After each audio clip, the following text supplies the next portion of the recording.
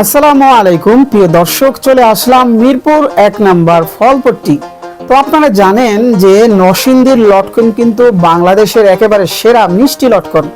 এই যে আমার হাতে যে লটকনটি দেখতে পারতেছেন, ২০০ টাকা কেজি দরে বিক্রি করতেছে এই লটকনগুলো।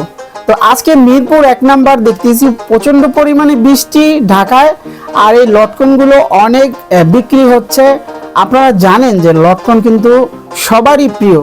তো এখন জ্বরের মৌসুম চলতেছে, আপনারা জানেন সব জায়গায় দেশ আর ঢাকা না, সব জায়গায় এখন বর্তমানে অনেক জ্বর। তো আমরা আসলে জ্বরের মুখে খেতে চাচ্ছি যে এই লটকনগুলো খেতে কেমন।